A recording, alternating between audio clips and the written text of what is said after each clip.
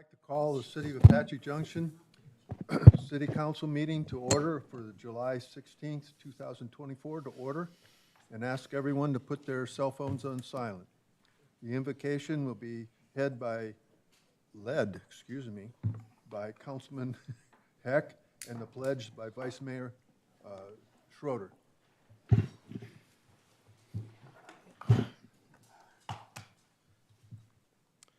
Heavenly Father, we thank you for the privilege and freedom we have of being able to gather together this evening to discuss city business.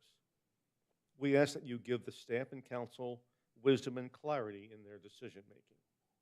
Keep us mindful that we serve the residents of this city. We ask you to watch over the men and women who serve in our military the world over. Keep them safe in these troubling and turbulent times. We ask also for your blessing on our first responders, including our police and fire departments, along with our EMS personnel. Please keep these brave men and women safe in their duties to protect and care for the residents of this city. And we pray now for Brian and Nita Solar and the family in this time after the death of their daughter. Please give them comfort during this time of great grief. We thank you for the honor and privilege we have to serve the residents of this city. These things we ask in your name. Amen. Amen. I pledge allegiance to the flag of the United States of America and to the republic for which it stands, one nation under God, indivisible, with liberty and justice for all. Roll call. Mayor Wilson, Here. Vice Mayor Schroeder, Present. Councilmember Cross, Here. Councilmember Heck, Here. Councilmember Johnson, Here. Councilmember Nesser, Present. Councilmember Soller. Here. You have a quorum, Your Honor. Okay, the consent agenda. As a reminder, all items in the consent agenda will be approved with one motion. If a council member wishes to remove an item for further discussion, the request must be made prior to approving the consent agenda and will be moved to new business. Do I have a motion for the agenda? Your Honor, Yes. I move that the consent agenda be accepted and approved as presented, and to include authorization be granted to the city manager or his designee to sign contracts for item number 3 on the consent agenda. Second. Moved and seconded. Roll call. Councilmember Heck, Yes. Councilmember Cross, Yes. Vice Mayor Schroeder, Yes. Councilmember Nesser, Yes. Councilmember Johnson, Yes. Councilmember Soller, Yes. Mayor Wilson. Yes. Motion passes unanimously. Thank you. Regional intergovernment meetings from council. Anyone have anything to say? Brian? No, sir. Okay. All right. Oh, that was fast. City managers report. Thank you, Your Honor. Brian Powell, City Manager. For my report tonight, we have representatives from Republic Waste Services, Charlotte Thomas and Emma Reyes, who are here to present. We typically have them come in every 4 or 5 months, and they have a little presentation, and we'll turn it to you, Charlotte. Great. Good evening, Mayor and Council. Thank you for having us Can again. you speak right into the mic a little bit, please? Is that better? Yeah. There we go. Good evening, Mayor and Council. Thank you for having us again. Just to reintroduce myself, Charlotte Thomas, the General Manager for Republic Services East Phoenix Business Unit, and I'm here with Emma Reyes, our Municipal Manager. Like Bryant said, we come, every quarter to give you an update on the work that we're doing in Apache Junction. We're about halfway through the year. We're continually learning and improving our operations to best serve your community in the safest way that we can, both on our hauling side and our landfill operations side. We're into quarter 3 now, and we have our third quarter free dump week coming up in a couple weeks. Emma's going to give some more information about how our free dump week went in quarter 2, as well as answering some questions, frequently asked questions around bulk pickup and our holiday schedule. So I'm going to pass it over to Emma to go through our presentation. All righty. Can everyone hear me? Mm-hmm. Okay, good evening, Mayor, Council. So just a reminder on the holiday schedule. So, these are the only holidays that we have a 1-day delay on. So any other, I guess like we have Labor Day coming up, there won't be any holiday delays for that. So just a reminder, the only no collection services days are Thanksgiving. So this year, obviously, November 28th, Christmas, and New Year's Day. So just a reminder that those are the only 3 holidays that we don't have a collection on, and it will be a 1-day delay.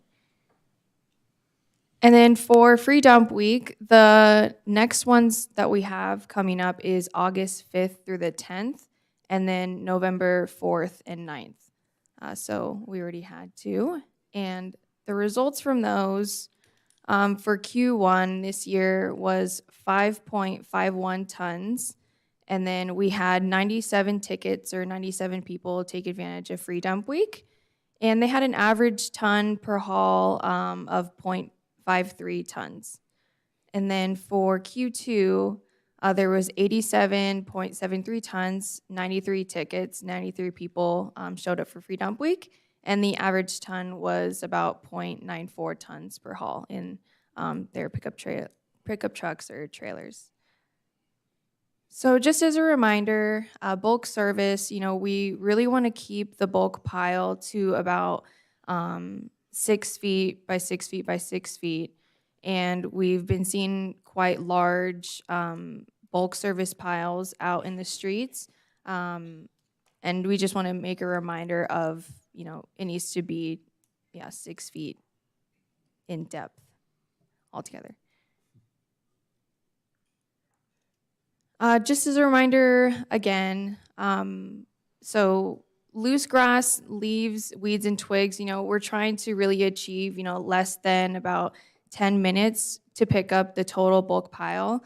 So if residents can please keep their bulk piles to about that long, that would be awesome for our drivers and our helpers out there. But I wanted to open it up for any questions for anything that we presented on tonight. Your Honor. Yes. Go ahead, Peter. Thank you.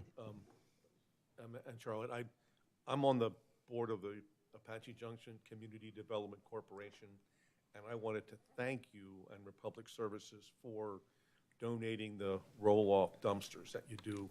Helps us tremendously when we have our Make a Difference Day, and a couple other times you guys have been very generous in doing that, and I want to make sure that everybody knows that you do that.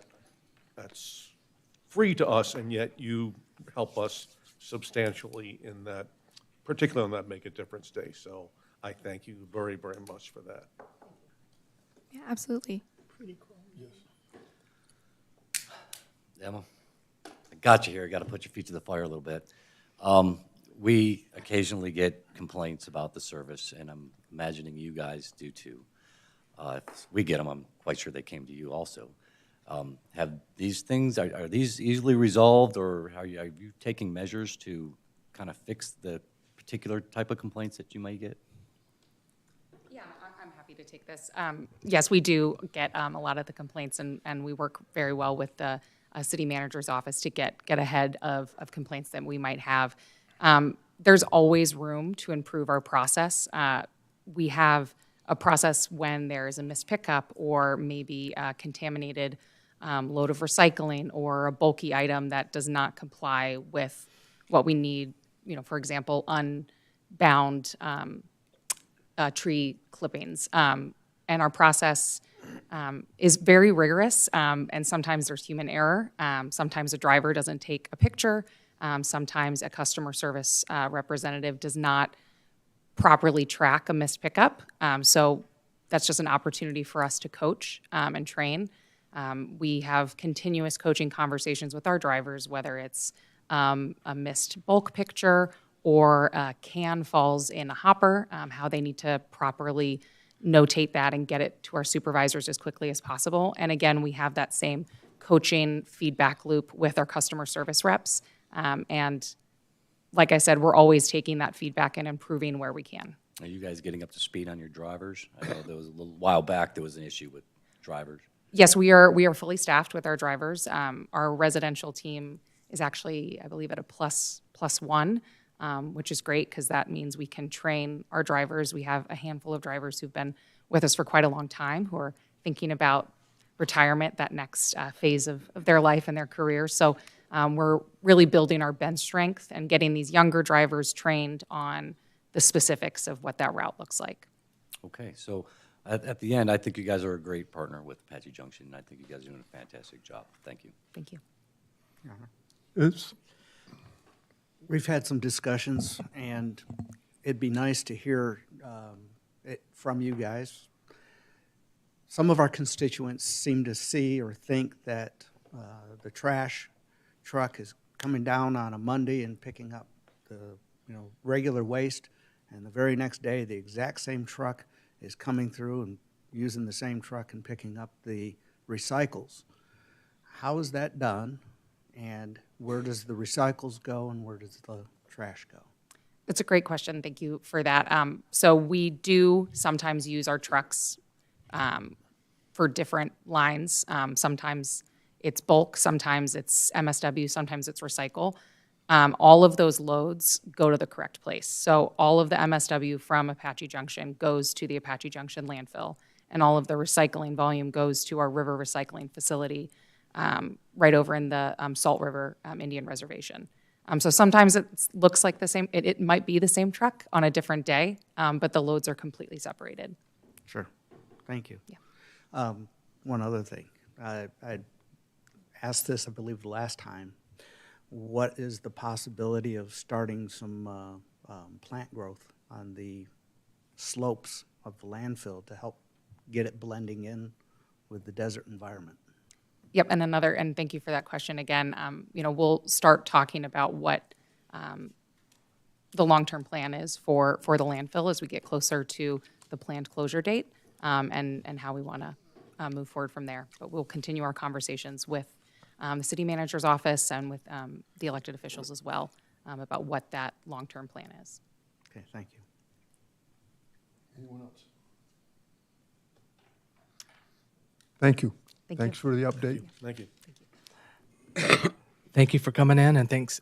We now have the opportunity to hear from Eli. A few years back, we used to present a similar presentation regarding volunteers in the city, and we're very happy now to be able to bring this annual report back to the city council, to the community, to talk a little bit about something exciting related to all the volunteers that help make it happen here. Eli? Good evening, Mayor, City Council. I'll just jump right into some of the numbers that we have prepared for you. So during fiscal year 2023-2024, our city recorded nearly 18,000 hours of volunteer service. To get a sense of how this translates into fiscal impact, we use the Arizona Standard Volunteer Value Rate, which is $32 per hour. This rate is published by the nonprofit group Independent Sector, and it includes considerations for wages, benefits, and other employment or contract-related expenses. So taking this all into consideration, our estimate is that city volunteer contributions exceeded $500,000 in value to our community over the last fiscal year. Here you can see the 4 departments who engage volunteers sorted by the total number of hours contributed.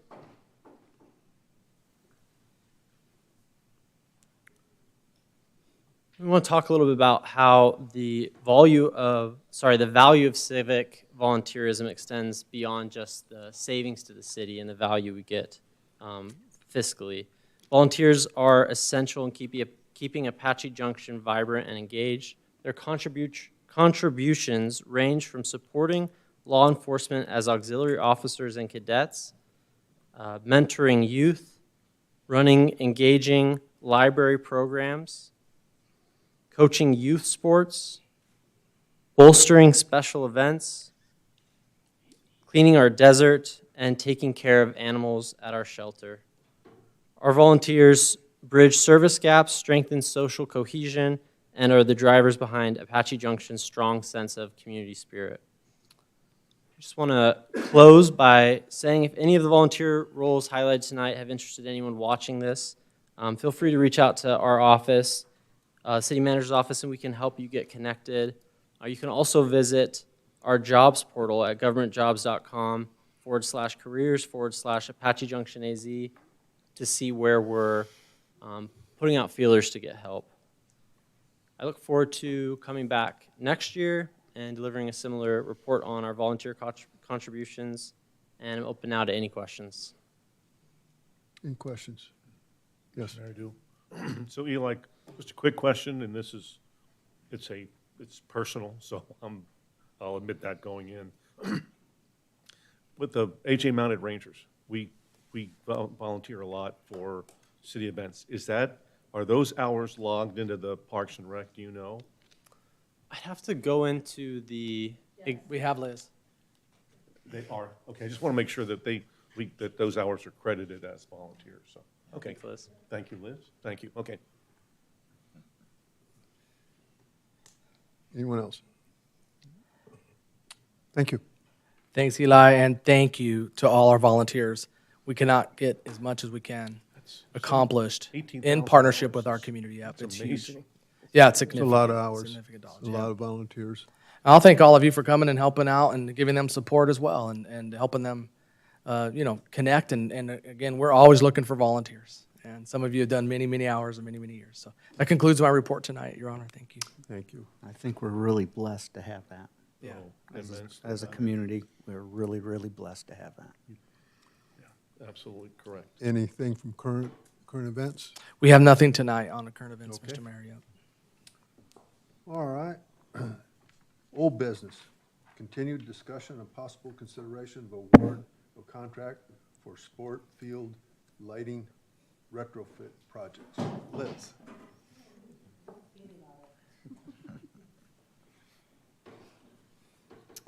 Good evening, Mayor, City Council. Liz Langenbach, Parks and Recreation Director. I'm just here again. I think we had presented on July 2nd all of the specifics about our Prospector Park sports lighting and the Verigy contract. As we had shared with you at that meeting, because everybody was pretty much fine with everything that was in there, that the only reason we would come and take it off of consent and bring it to a business item is if we had any changes. So I just wanted to make some really quick minor changes. We do have our presentation up if there's anything you need me to go back to. But mainly, we're just here to share with you a few of the changes in the contract. Much of it was just some minor formatting things, but we also added in the possibility of, in addition to ARPA funding, potentially being able to use CDBG funding. And so we just wanted that to be listed there in the event that we are eligible and we do receive some of the different grants that we're putting out there. It does have a clause that says such as, so that if we were to receive a state parks grant or some other grant that we found, remember that those second and the third projects, so Prospector Park soccer fields and the Superstition Shadows ball field could then be gone after if we were to receive that money. So just as a quick reminder, like I said, I'm not going to go through the whole presentation, but it's here. We had some photos of our first two fields, fields 1 and 2. But this project in particular is for fields 3 and 4. That is what we budgeted for this year out of the general fund. And then this contract gives us the ability that if we were to find additional grant funding to be able to do the Prospector Park multipurpose fields and the Superstition Shadows Park ball field, which would then get us ahead of the game on our CIP, on our capital improvement plan. And then be able to make it so that all of our sports fields were dark sky friendly certified sports fields. We anticipate starting this project, if you were to approve the contract, in October, whenever we go into our overseeding timeframe. And the only other notable change in the contract was that the vendor wanted us to specifically spell out that if we were to do the Superstition Shadows Park ball field, that we are removed. So the reason why that one is so expensive is because we do have to remove old poles that will need to be replaced, and that is specifically outlined in the scope for Project 3. So with that, if you have any other questions tonight, we are here to approve it once we've answered questions and if you are ready to do so. I'm just very happy that you were able to get the other language in there because of the last time we spoke, so that we have the best opportunity to get more money and complete more of these fields. Great. Thank you. Okay, thank I you just so got much. One okay. quick question. No in the problem. aspect on it. I was reading through the contracts and everything, and I think it was saying in there that we were replacing the wiring also in the aspect on it with new, I call it piping, but anyway, it's the conduit for, Yes, so they spelled out for each of the projects, the ones where we needed to replace wiring, and a lot of the wiring is also so that everything can be on the same controls. It will be in the Musco system, so that way everything is programmable from a computer, from the park ranger's phone app, and offsite, and then it's also read for maintenance purposes at the Musco offices, so that when things need to be changed, they will be. But yes, that is included in. okay. This is a turnkey, is the terminology that they use, that everything from start to finish is included in this project. There's no hidden costs or extra fees for any of the project. Okay. Do I have a motion? Just one quick question. So Liz, for what length of time is this pricing locked in? So we did this contract for the full fiscal year. So that way we would have the opportunity throughout the whole year. As long as we are able to start that agreement, we can always come back and do an amendment, but it allows us to, for the life of this fiscal year, be able to have that pricing. They were comfortable with that. And I think that's very fortunate to get anybody to guarantee a price for 12 months, I think is. And there is contingency. So, I mean, if there are some things that were unforeseen that we agreed were not already planned for, there is an opportunity for that. But yeah, this is locked in through June 30th. So do you anticipate that any grants for which you'd be seeking funding, you could accomplish that within this year then to find out whether that's a possibility? So the project is easily doable this year, all 3 projects. There's readily available materials. All of those things can happen pretty quickly. We have explored ARPA funding. The CDBG funding that is for park improvements is something that we've looked at. There are different stipulations for all of those, though. So we are still working on that. And some of those are competitive grants. So we don't even know if we would get them. And so we just wanted to make sure that it states that we could. But there's other grants. So there's several state park grants that we are looking at for multiple projects.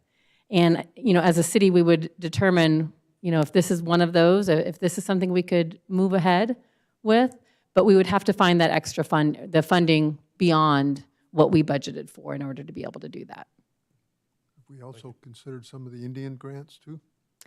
Yeah, so we would have applied for those ones. So there might be some that come available to apply for during the year. More than likely, that funding would not come into fruition. So we would have more than likely have had to have applied for that in order for that money to come through this fiscal year. But I think we're in the middle of hiring a new grants administrator, and so that person will definitely be actively seeking even more grant possibilities. No other question? All right, thank you. Okay. Do I have a motion for? Your Honor? Yes. I move that the award of contract to Verigy for sports field lighting retrofit projects within the city parks in an amount not to exceed $1,784,427.75, which includes a 5% contingency, be approved. Second. Moved and seconded. Roll call? Councilmember Cross? Yes. Councilmember Heck? Yes. Councilmember Johnson? Yes. Vice Mayor Schroeder? Yes. Councilmember Nesser? Yes. Councilmember Soller? Yes. Mayor Wilson? Yes. Motion passes unanimously. Thank you. New business. Presentation, discussion, Public Works fiscal year 2024-2025 capital improvement and street maintenance plan. Shane.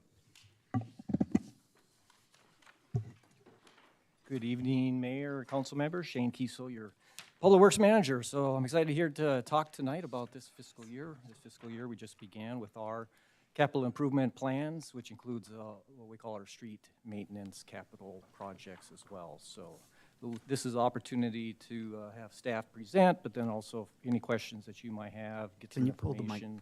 What Public Works, what are some of our main projects and tasks are Can't hear you. Just so we can hear you. for this fiscal year. Thank you.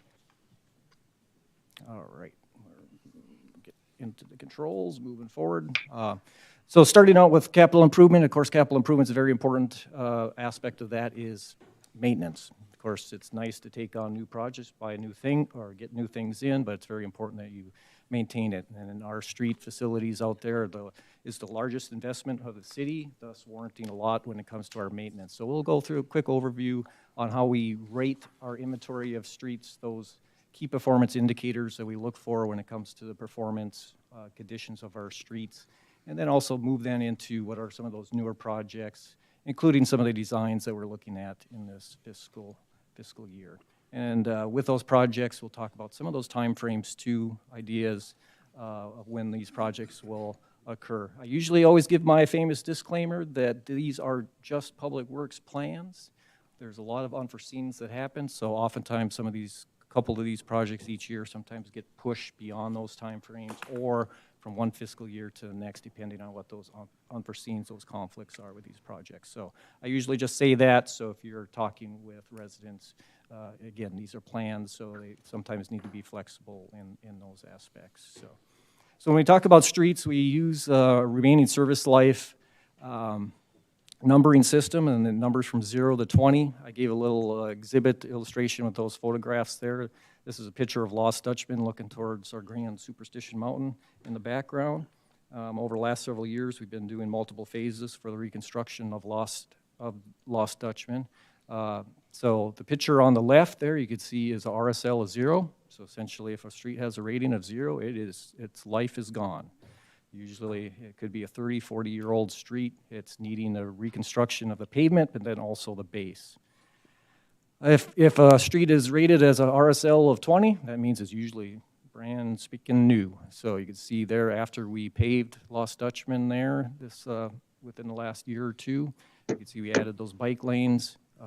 That now is a RSL of 20. And maintenance becomes very important. And to help measure that maintenance, we usually have an RSL average that we do for our total inventory. And in yellow there, 12.82, yay, we've gone up from last year, and last year we actually gone up. So this is one of those rare times that we've had 3 years where our overall condition or health of our inventory of streets has increased. This was anticipated just because we know we did a lot of preservation projects that when it comes to the cost of square yard is less, so we were able to touch more pavement, and that's very important. You usually want to touch about 30% of your pavement, because if you're not touching 30% of your pavement each year, you aren't doing enough for maintenance, and if you do not do enough for maintenance, your life of your roads do not last as long, and you're paying twice as much, even more than twice as much for roads when it comes to the longer term. So financial management and maintenance is very important. So that is an indicator, and staff, we predict that condition, that key performance indicator, to go down, and we'll explain a little bit more about that going down in the next couple of years for some of the projects that we have coming up. The next key performance indicator, less than 5% of the inventory in bad condition or poor condition. That number has gone from last year. That's good. We tried to keep that segment of the inventory very small, because if it's large, those are the roads that are in need of reconstruction. And you do not want to have too many roads in need of reconstruction, because we're talking about $60 a square yard versus $2, $3 a square yard if you're maintaining them and getting them to last 2 or 3 times longer. So if you get too far behind the 8 ball, you cannot catch up when it comes to pavement falling into that reconstruction category. Last bullet point is very important. We have a need to try to keep to that, close to that 14 average RSL. of about 2.5 million a year. So currently, we're at around 2 million, so we're almost there when it comes to the amount of money that we have for maintain. And this is very important. Everybody knows that Pinal County is renewing their sales tax this November. That is about a third of the money that we currently have to do this maintenance that we're talking here about tonight. So that is huge for us. Also, our street sales tax too, that I think is coming up in the next year or two, ready to sunset, ready for new renewal.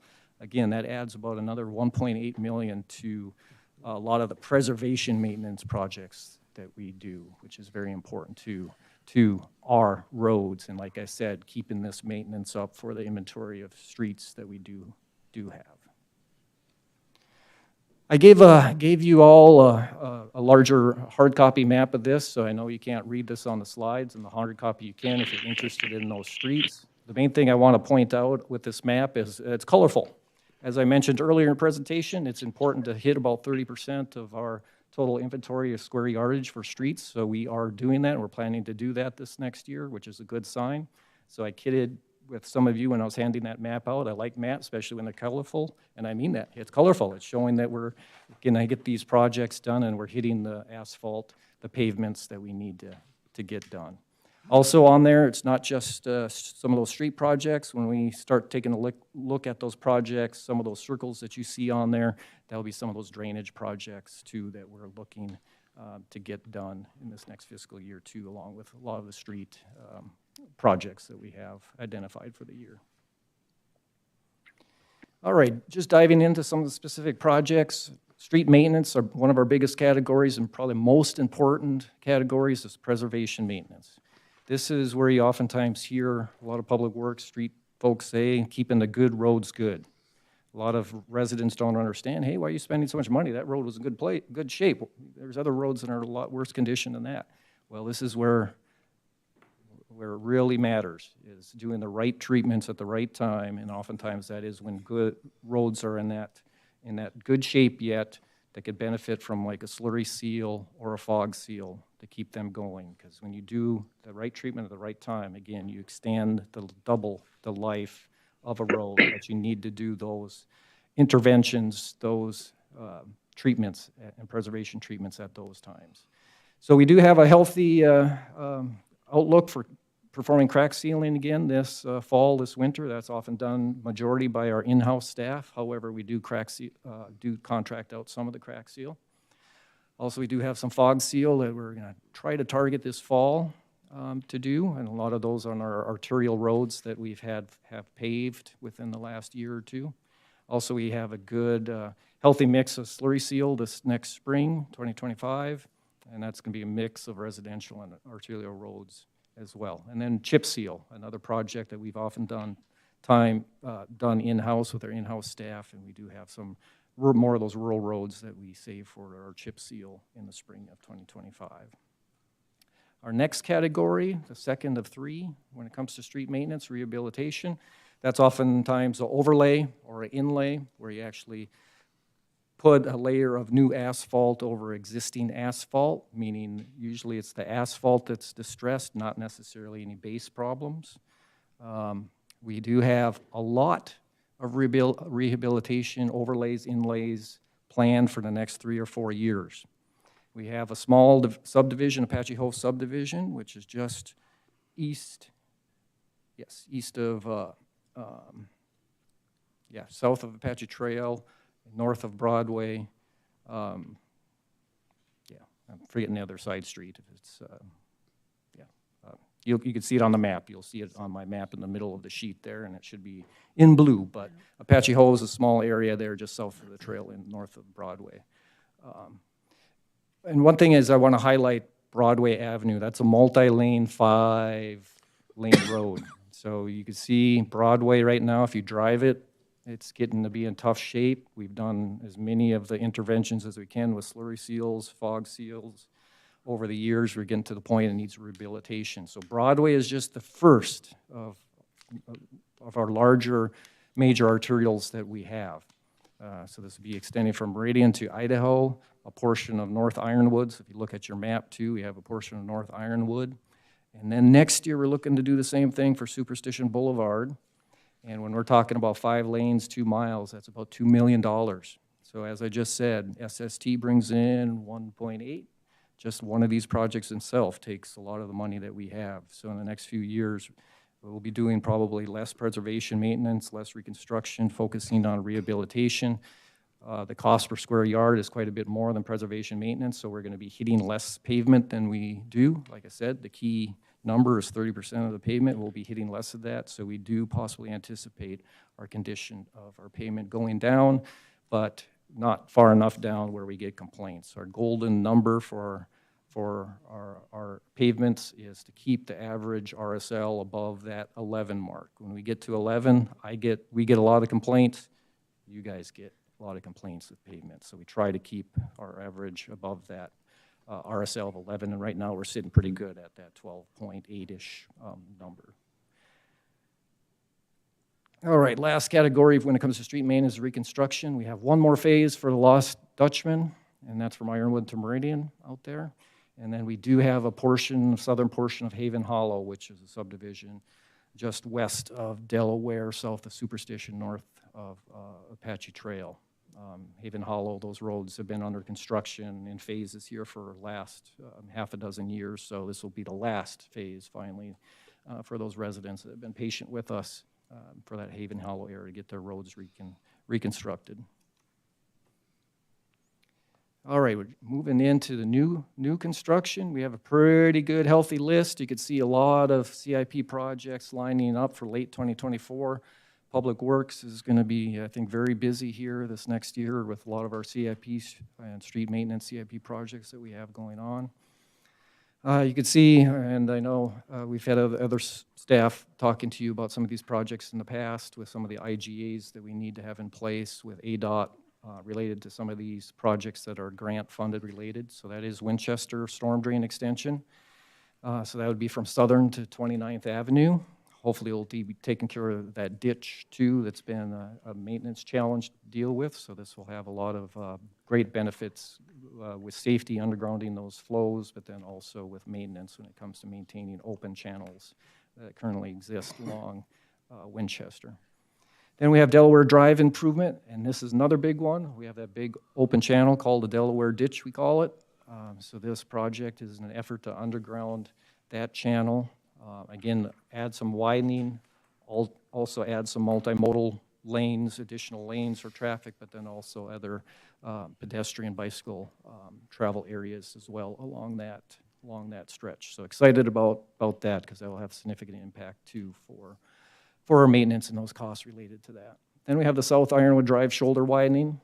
That's a big safety, and that was a grant related to safety that we got through MAG. So everybody knows we have a lot of stuff going on down in Ironwood, but this project will be on that northern portion south of Baseline that it's not part of the master plan community that could still benefit by widening those shoulders. So we have some areas where travelers, if they have problems, issues, have areas to safely turn off the side of the road. Then we have the Old West Highway sidewalks. This has been a challenge because it's gone out to bid, I think, several times. But we're keeping optimistic and hopeful. But right now it's looking like, yes, possibility here later 2024, early 25. So hopefully that will go through and we could actually add some sidewalks along Old West Highway on the south side to have some of those interconnectivity to some of those new developments that have occurred in the last few years along Old West Highway. Then we have some palm wash improvements. We've been really good with flooding and everything, but we still have a lot of areas identified that we try to improve upon. So when we do get those monsoon rains, when they finally will come, not a matter of if, but they will come. So we do have a project that we're looking at Palm Wash, which crosses 16th Avenue west of Ironwood over there. So that scope of work includes some channel lining, which will be the slopes as well as the bottom floor of that wash because we have such significant scouring right now. Some safety concerns with some of the kids that attend a charter school there with crossing that wash, going to the play fields over on the west side. And also just the scouring that causes erosion to the landscaping that currently exists along that wash there, south of 16th Avenue. And then we have a last phase, phase 5 of Apache Trail median curbs, another project that's been going on for quite a few years. So this will be the last phase of installing curb on the medians that do not have curbs. Again, a huge safety benefit when it comes to errant vehicles, tires going off the edge of pavement, and vehicles, operators losing control of vehicles get off the edge of pavement, let alone the great aesthetics improvements that the curb then gives for the opportunities of landscaping to go in to make those median areas along the Apache Trail. Also, we're looking at and extending culverts, which help with some of the facilitate some of the drainage, as well as some of the turn lanes that with our traffic seem to be too short. So we're also expanding, creating more queue space for traffic in those turn lanes, especially those median areas on the Apache Trail. And then we're looking at early 2025, and that's usually been about the time we've done each of those phases. Sometime in the wintertime when things are cooler, where doing the concrete work is more optimal during those cooler times of the year. And then the same thing, East Palm Springs subdivision. This is a subdivision that we've done improvements, public works, going back almost 20 years ago, doing some curb improvements, gutter improvements in that subdivision. And this one specifically will be some of the streets that were not hit back 15, 20 years ago, east of Royal Palm, north of Southern. There's a few streets in there, including Cactus, a stretch of Cactus that never got those curbs. So we're just looking to try to finish up that subdivision with a curb and gutter. All right, quickly just finishing things up here, some of the design studies. So again, a lot of our work is not just project management or facilitating these projects as they go, but when it comes to design and implementation and all the coordination thereof when it comes to making these projects happen. So some of these design studies we're looking at doing this next fiscal year. You can see one of those in the middle there, traffic signal at Delaware and Southern. A lot of people will be very happy to see that happening. I am excited too about a fiber optic master plan that will continue and maybe grow the current existing plans that we have with our fiber optic system that Doug has really taken charge of and ran with here very fast here in the last couple of years, got us a long way in a very short period of time. So with this study, we'll just extend it even further when it comes to connecting with a lot of our public works facilities. And that's why I'm excited about it, because this is the opportunity to get a lot of our signals connected, open up a lot of doors when it comes to other smart technologies, for example, with our street lights, some of that which Liz talked about, when it comes to interconnecting lighting and having remote controls, self-diagnostic if things are going, get alerts if things are going wrong. Instead of waiting for somebody to complain, we will get the alert before those complaints happen. So excited about that project. Also, last bullet point too, Public Works. A lot of you have probably been down to Public Works. If you haven't, we're one of the oldest buildings, so we're definitely excited because we are growing. We've added a lot of lane miles of streets just within the last couple of years with the master plan community, so it's just inevitable that we're going to expand, and when we expand staff, you have to expand space. So definitely looking forward to make some headway and start with our Public Works expansion there south of Baseline.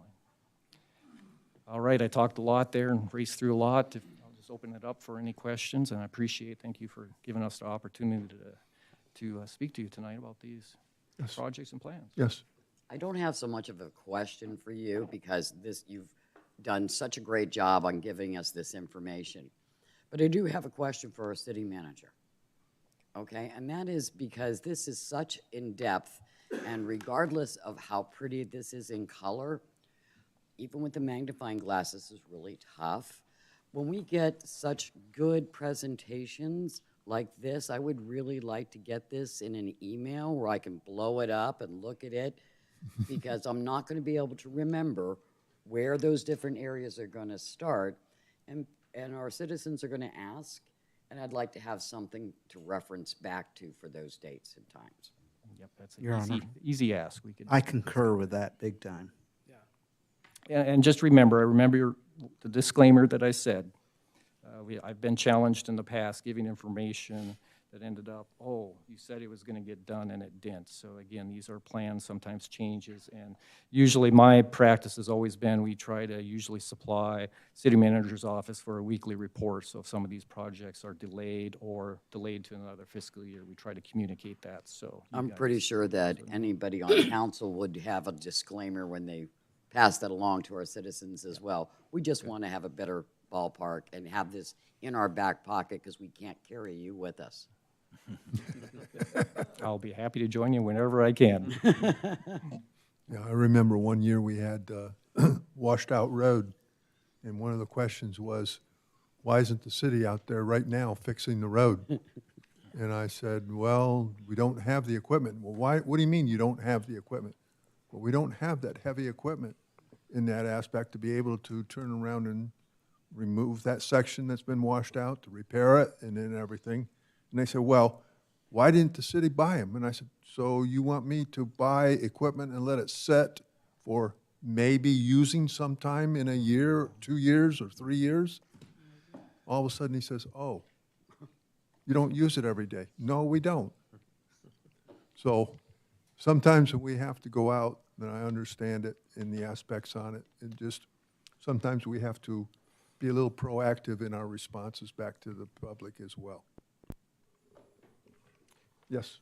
So on the Old West Highway sidewalk improvement, south side, will there be at least 3 feet of flat dirt to the south of the sidewalk to where our equine friends can traverse up and down? Because we do have several horse properties on the south side of Old West Highway.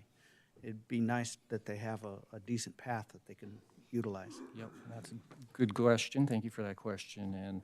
And the right-of-way along Old West Highway is huge. And this is going to be a detached sidewalk sort of trail. So I think there's going to be plenty of that dirt space from the edge of pavement to the sidewalk and even on that south side of that sidewalk. Thank you. Good to hear. Bryant, did you have a question? No, sir. Okay. Your Honor. Yes. Can you go back to the Lost Dutchman Road? The pictures at the Kind of the beginning of start. the presentation. Oh, I think right there. There we go. So 20 is new, 0 is we need to tear it up and redo it. And you're saying that what your baseline is you want 10 or 11 or 12 and then address it so it doesn't start to deplete any further. Is that correct? When I talked about the average of the inventory, so that's an average of the whole inventory of RSL. So usually our key performance indicator is level of service is 14. So we try to get that whole inventory as an average of 14. However, do we ever achieve 14? No. Sometimes goals are good just to try to achieve them as close as we can.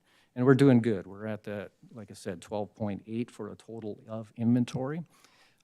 If your question is when do we usually start hitting the pavement with maintenance, yes, you're correct. When we get to about that RSL of 14 or 12, that's some of the main preservation treatment that usually starts at that time. Well, that's a great answer.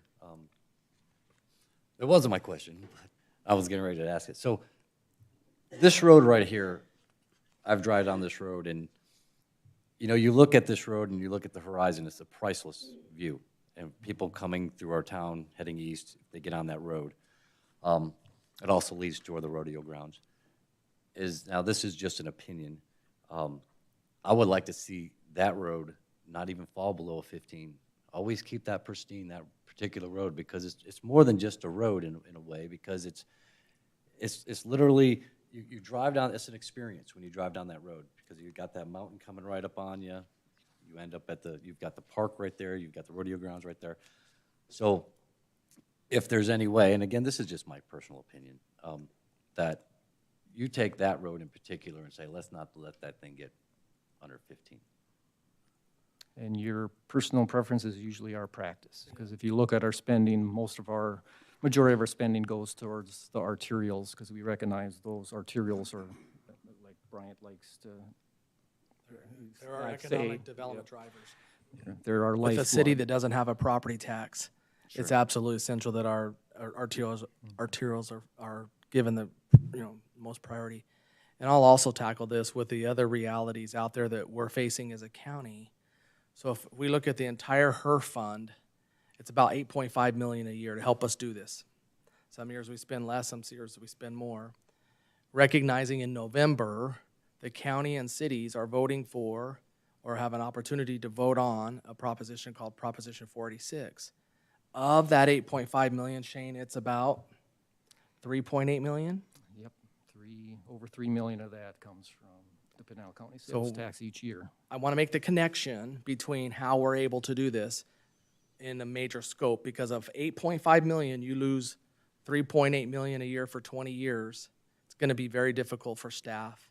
Shane's awesome, but if he loses 3.8 million a year, I want the community to know it's going to be difficult. In addition, the 0.2% that we'll be talking about, that sunsetting is about 1.8 million. When you add the revenue of 1.8 million and 3.8 million, that gets you to 5.6 million. That represents 65% of their budget. So some very important discussion needs to keep happening amongst the leadership in this community about, because I agree, it is an experience. I've done it. And it is an experience all across our city. And so I don't know how, if you have any comments on that, Shane? How important this next year is for street and roads for you all. Yes, so it's going to be very important if for example, if we just lose the street sales tax, just that 1.8 million, Even that one. you know, that number that we said, that 12.8, I could easily do the math. Losing that much, we would be going down almost 2 points a year. And what was that critical number I said? 11. When we get to 11, I get a lot of complaints. You guys will get a lot of complaints.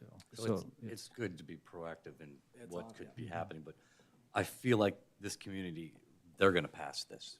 You guys aren't going to lose that money, because everybody knows how important this is.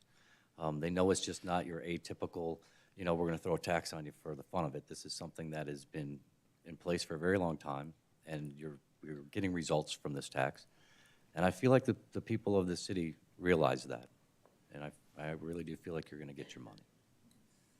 Thanks. And if I remember right, when we passed that 0.2%, one of the things that I had said that I wanted us to do our month or yearly report. Annual report, what we've done in the aspect on it, and that's really shows the community what we've accomplished in the aspects on it.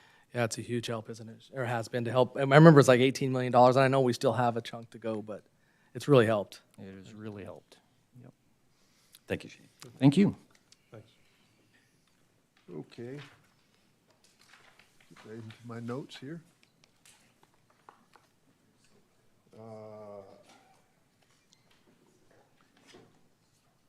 Presentation, discussion, possible consideration, RECRAF agreement with the school resource officers. Cindy. Chief Pulley's not here.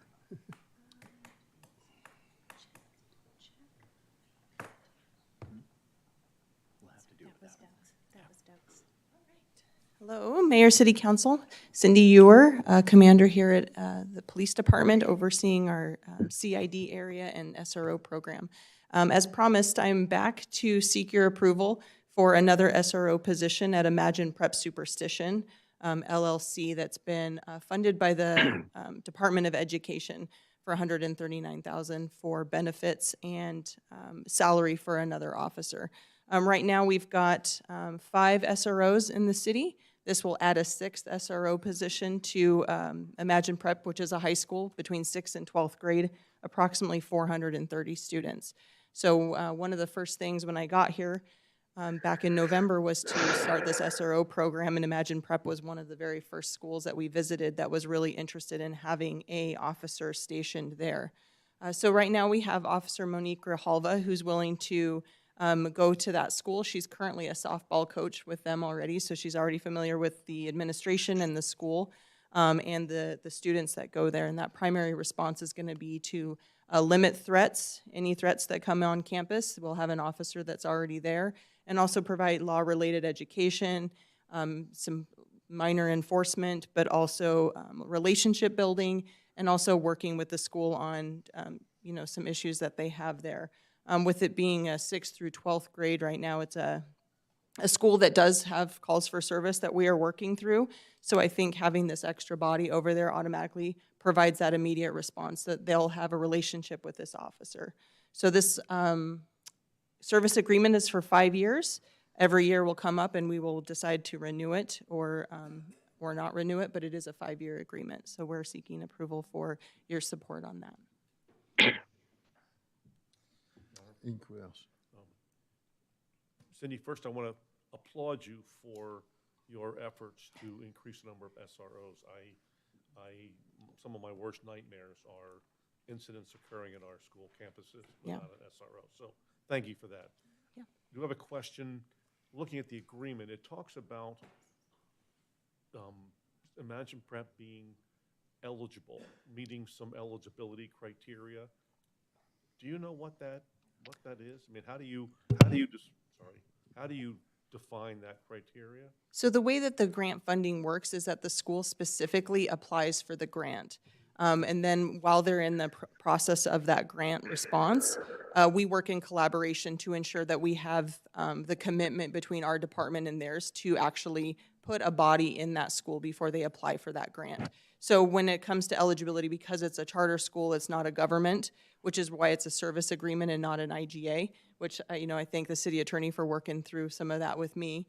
Just the educational portion, that it is a little bit different because it's not another governmental agency, but it will work the same as far as the requirements of the officer. We will bill the school, and the school reimburses us on a monthly basis for the costs of that officer being there. So it is, over time, it is possible for all of our campuses to apply for an SRO. Absolutely, and they give preference to the higher schools as far as high schools, middle schools. Right. We do have the 2 elementary schools that we got the funding for this year, so we're very thankful for that because there's a lot of cities that don't have SROs in the elementary schools. Our work doesn't stop here, though. We have a couple other schools that I would like to get an SRO in as time progresses and as we move forward with the program. But I'm really excited that we have an SRO that's going to be in one of our schools that isn't an Apache Junction Unified School District, that it expands our collaboration with different schools. We had the youth program just last week. We had 68 students that were in the youth program that is put on by our SROs, so they don't just get the summer off like teachers do, unfortunately. They're also working to also support our students during the school year, and a lot of those students were from Imagine Prep as well. So we're getting cadets out of the program, so it's year-round. It's not just during the school year, but those efforts last the entire 12 months. Thank you.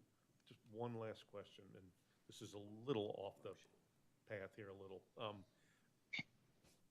I've been made aware that on some of our campuses, and I think this is global probably, issues of bullying. Would an SRO be, what would one of their responsibilities be to intervene if they were made aware of that circumstance? Yeah, I think that's going to be dependent on the school administration and the SRO as far as which the best path or avenue to take. Some of it is, education or support of the student, both on the with the victim side and the person that's doing it, because I don't think there comes just bullying just happens, right? So we have to kind of address and see what the problem is, having the conversations with the parents. And a lot of our SROs, when the administration brings parents in, are part of that conversation on navigating to keep them out of the criminal justice system. It's not just about, holding them accountable on a criminal side. It's more of the education piece and the relationship building, so that if there is something going on, that they have that person that they can just go straight in and ask for help. A lot of the schools don't have the therapists and stuff like that now, and I think our SROs, unfortunately, kind of get roped into a little bit of that support anyway. Very good, thank you. Mm-hmm. That's good to hear.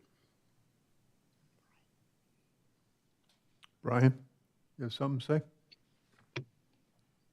I'll make a motion whenever you're ready. Your Honor, if I may, I have a correction to the motion.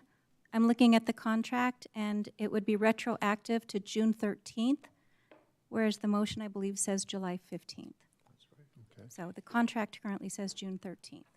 I'm going to make a comment before I ask for a motion in the aspect on it. I've attended several, I'm going to say, school events where we've had the resource officer there, and you can see the communication between the kids and the resource officer. In fact, it is something that they wanted to do signatures, and Chief Pulley was there, and the resource officers were busy. And I think I had one kid walk up to me out of the whole crowd and said, "I want your signature." But everyone else was involved with resource officer and Chief Pulley. Your Honor. Okay, I have can motion? No, I have a statement, one little short thing to say. For anybody who may have any comment, question, concerns about why the city would be providing an SRO at a charter school, you know, it may be a charter school, it might not be part of our unified school district, but they're still our kids. Okay, can I have a motion? Brian? Mayor, Yes. I move that the agreement, I'll make a motion that I move that the agreement between the Apache Junction, City of Apache Junction and Imagine Prep Superstition, Inc. for a grant-funded school resource officer in the amount of $139,671.79 for retroactive contract terms of June 13th, 2024 through June 30th, 2029 be approved. Second. Moved and seconded. Roll call? Vice Mayor Schroeder, Yes. Councilmember Nesser, Yes. Councilmember Heck, Yes. Councilmember Soller, Yes. Councilmember Johnson, Yes. Councilmember Cross, Yes. Mayor Wilson. Yes. Motion passes unanimously. Thank you. Council direction to staff. Presentation, discussion, of possibility direction to staff on amending principal court fee schedule. Good evening, Mayor, Mr. Vice Mayor, council members, Judge Lasota from the Municipal Court. This is to amend two particular provisions of 4-8 of the Municipal Code. The first one is for public defender fees, which apparently have not been changed for a long time, and they've been sitting at $125 per defendant. Our recommendation is to increase that to match what Pima County Justice Court does, which is $275 to $375. I provided council members at the last session the chart showing based on incomes and number of family members how those fees get determined. The court still would have the power on some cases to waive all or part of the fees based on indigence, financial hardship, and interest of justice, such as the fact that on seriously mentally ill people that we have in mental health court, we don't charge them any public defender fees to be in there because we want them spending their money on medicine as opposed to spending it on public defender fees. Other people that can't afford it for whatever reason, they're allowed to do community service to pay off their public defender fees as well. But I think it's time to upgrade and take into account the cost of inflation over the years and what our public defender services are, to increase this to the $275 to $375 range with still having the power under this subsection L to not impose it or to reduce fees in appropriate cases. Our public defender fees right now cover maybe half of what the public defender out-of-pocket is, and I think this would help us at least hopefully break even on what the costs are, because the city shouldn't be having to pay for all of these costs when defendants who are involved in committing the offenses should be involved in helping pay for the cost of their representation. The other little minor change is originally the diversion fee was $50. It says per charge per case, and that's never been what's been implemented at the court since before I've been there. That extra language of per charge needs to get deleted so it can be per case, so it treats all defendants equally, that there's one $50 diversion fee to go along with other fees that gets assessed in diversion cases in order to keep equality and keep people getting treated fairly on those type of cases. If anybody has any questions, I'd be happy to answer them. Yes. Judge, why did you choose Pima County as your comparison? And can you provide us with other county comparisons and/or city comparisons? I can Are give they those- based on the median income of those areas? Because as you know, we are a lower income type community. Right, it's based on a chart which I gave you guys the last time, which goes from lower income to higher income. And it also takes into account, how many family members are at different income levels and that type of thing to see who qualifies as well. To answer your first question, the reason why we chose to use Pima County Justice Court is our former management consultant. She's now our management analyst. She was the director of the Pima County Justice Courts for a number of years down there, and that's one of the biggest municipal court systems in the state. So she followed through, and she recommended that we follow what Pima County Justice Court does, and she obtained the information in the charts from them, which we've modified over to use as recommended one for us. Okay. Like I said, it's not mandatory that it has to be 275 to 375 each case, because we look into people's income if they have any extraordinary hardships and that type of thing. So we can go down as low as 0, but this allows us to go up into that 275 to 375 range on cases where it's appropriate to charge those kind of fees. Off the top of your head, do you know what other counties are charging?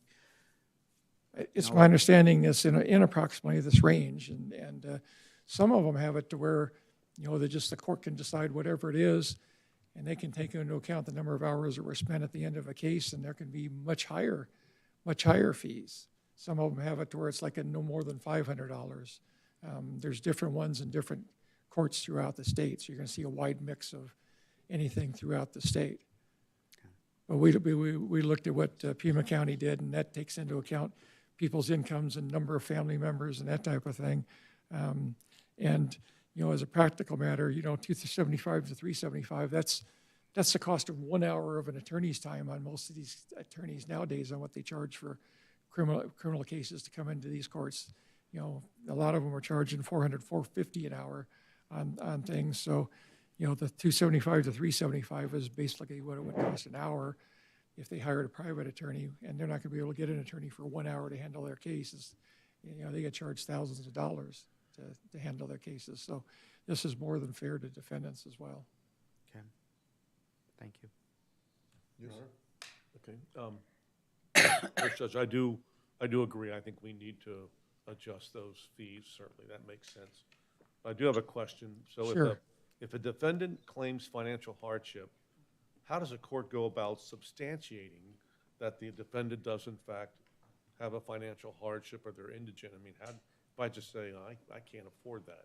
Well, there's an application that we have that asks them to fill out, and it's a statewide form that we follow, which asks them to put down what their job is, what kind of income they make, what kind of money they have in their savings, what they have in the way of vehicles. It asks a number of different questions that we're able to look at and review to determine whether or not there's any factors that come into play that would warrant deviation from this 275 to 375 range. And have you found that people are generally honest about what they put down? Seemingly. I mean, as much as you can look at somebody and guess what they do for a living and what kind of income they may have based on their clothing and their dress and that type of thing. The other option for that would be is you'd have to start asking for past 2-3 years tax returns on people, and the extra money you'd have to spend for an extra court clerk to have to keep up with that would more than cost the extra money that we've been making off of this. So you have to rely on people to be honest. It is an affidavit under oath, and theoretically, if a public defender gets information indicating that they make a much higher level than the person's claiming, they have a duty ethically to make a request to the court to have the appointment of public defender set aside if they think the person's been dishonest with the court, or if they have much higher income than what they're claiming that they do. And different courts throughout the state do different things. I remember in the days when I was a public defender, in my early 20s, there was a case that I got appointed on when I was in a public defender's office where the person claimed that they had $1 million of assets, but they claimed they had $1 million in debts, and Superior Court says, well, since it's even, then you have to appoint them a public defender. and you can't give them jail time if you don't appoint them a public defender. So, you know, as a practical matter too, in effect, if there's any doubt, if there's any possibility of jail time, which is what these cases get appointed on, where the state's asking for jail time, we're better off erring on the side of appointing to make sure that the person can have representation, as opposed to not appointing, and then they appeal, and then they convince some appellate court to say, oh, they should have had a public defender, we're going to set aside the conviction, and you guys are going to have to do this all over again. And, you know, I think if we do this kind of a fee structure, we'll be able to get to where we can, you know, at least break even on what these fees are. I mean, we're not doing this to try to make a profit, we're trying to do it to keep the city from going out of pocket on these type of cases, and I think this is the best way to do it. Okay, thank you. Anything further? Any other questions? Thank you. Do I have a motion for this item? Your Honor. Mayor, Yes. Yes. Brian? Mayor, I'll make a motion that I move that the direction to given to staff to begin the process of updating the municipal court fee schedule and bring the proposed ordinance to the future city council meeting be approved. Second. Moved and seconded. Roll call. Vice Mayor Schroeder, Yes. Councilmember Nesser, Yes. Councilmember Heck, Yes. Councilmember Soller, Yes. Councilmember Johnson, Yes. Councilmember Cross, Yes. Mayor Wilson. Yes. Motion passes unanimously. Thank you, everyone. you. Have a good week. Okay, call to public. I would like to remind everyone that a call to the public is a courtesy and not required by law. It's a time for the public to express requests, communication, comments, and suggestions. Requests to speak forms must have been completed and handed to the city clerk before the end of the city manager's report. All issues shall be presented in a professional manner without personal attacks. Under the open meeting law, the council cannot engage in a discussion on an issue presented, but may respond to criticism, may direct staff to follow up with the speaker directly, or place this matter on a future agenda for council discussion. There's a 3-minute time limit for each speaker, and I have 3. Jerry Walker.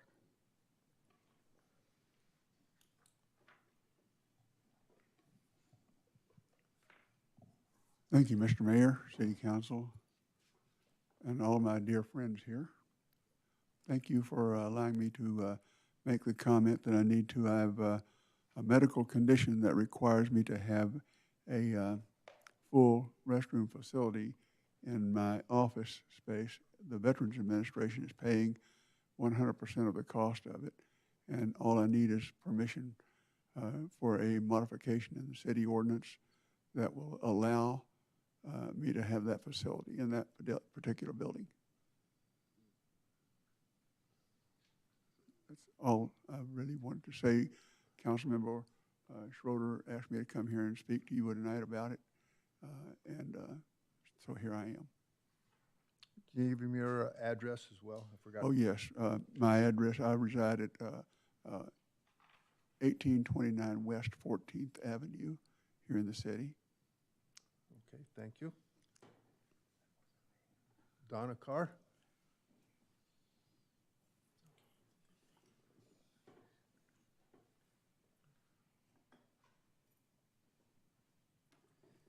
Donna Carr, Apache Junction resident. I got a couple things I want to say.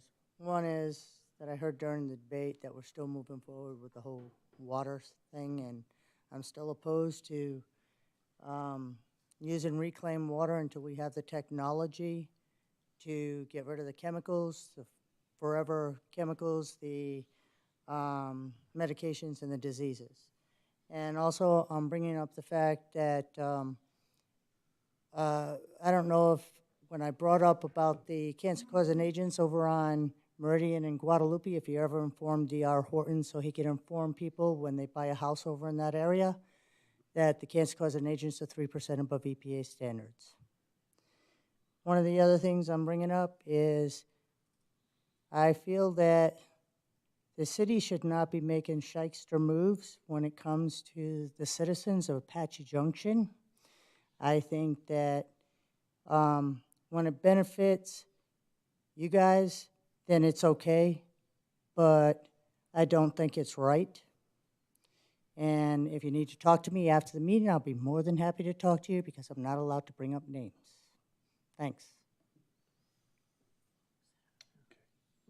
Andre, Meek?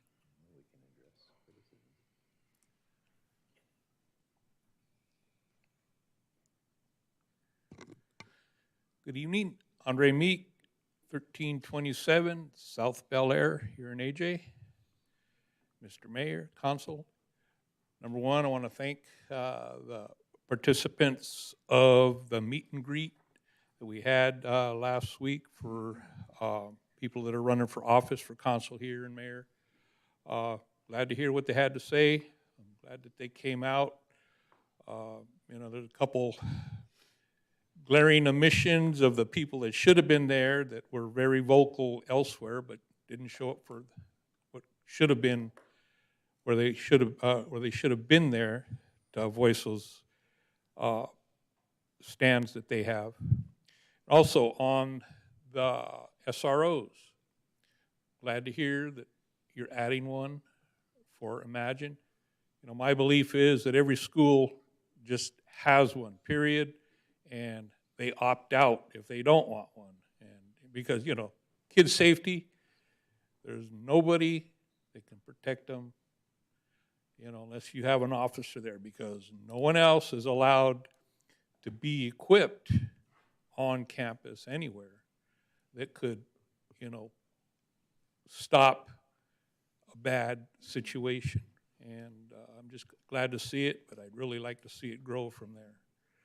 And that's about it. Thank you. Okay. Council have anything to say? Your Honor? Yes. I have a few things I want to discuss really quick.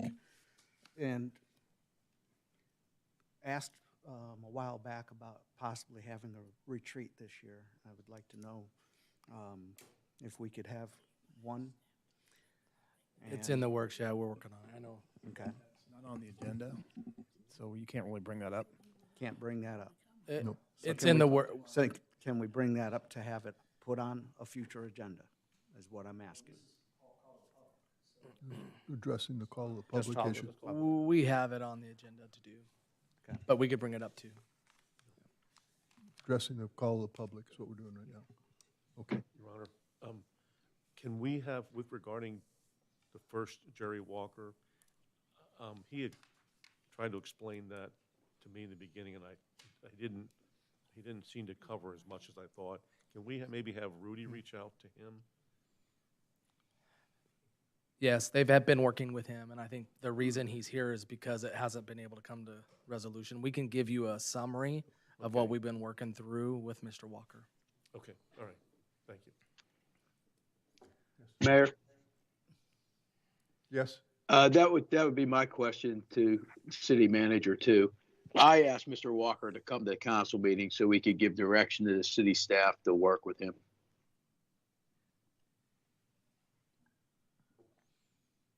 Okay. You want to say something? Yeah, I do. Before we close out the meeting, I just want to express our deepest condolences to Councilmember Solar, and we all love you here, and we all are 100% in support of anything you may need. Amen.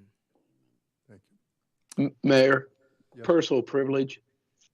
I just want to thank everybody for their thoughts, prayers, and support during these very trying times for me and my family. And I just want to say thank you very much to everybody. You're welcome. All right. I will adjourn this meeting. Thank you.